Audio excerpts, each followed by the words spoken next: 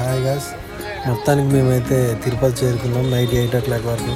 కాకపోతే మేము మళ్ళీ దిగ్గానే చేసిన తప్పు ఏంటంటే ఇక్కడ దర్శనం టికెట్లు ఇస్తున్నారని చెప్పైనా గబగబా వెళ్ళి టికెట్లు తీసుకున్నాం.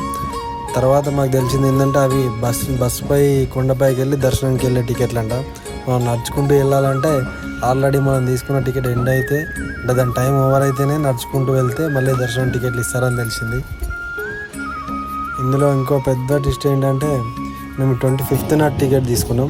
మాకు 26th మార్నింగ్ కాకుండా 27th మార్నింగ్ నాడు దర్శనానికి వెళ్ళే టికెట్ దొరికింది. ఇక చేసేది ఏం లేక శివయ్య ఆజ్ఞ అనుకొని మళ్ళీ నైట్ 10 వరకు స్టేషన్కి వచ్చినాం. వచ్చి ఒక 2కి ప్యాసింజర్ ట్రైన్ ఉందంటే తిరువణమలకి ఎక్కేసి మార్నింగ్ 7 to 7:30 to 8 మధ్యలో తిరువణమలలో దిగేసినాం.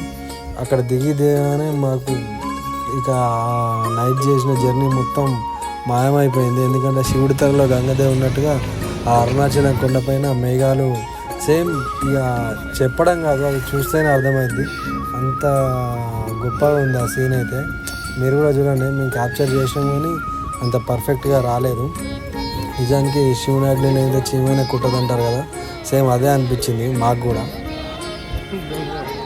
ఎందుకంటే మా ఫస్ట్ ప్లాన్ అరుణాచలం రావాలని, కాకపోతే టికెట్ బుక్ కాకపోవడంతో మేము తిరుపతి తీసుకున్నాం. తిరుపతి దర్శనం చేసుకొని అరుణాచలం వద్దాం అనుకున్నాం. కానీ మేము తిరుపతిలో దిగినా కూడా మళ్ళీ అరుణాచలమే రావాల్సి వచ్చింది. అది నిజంగా ఆ వెంకట స్వామి ముందు అక్కడికి వెళ్ళి ఇక్కడికి రండి అని చెప్పినట్టుంది.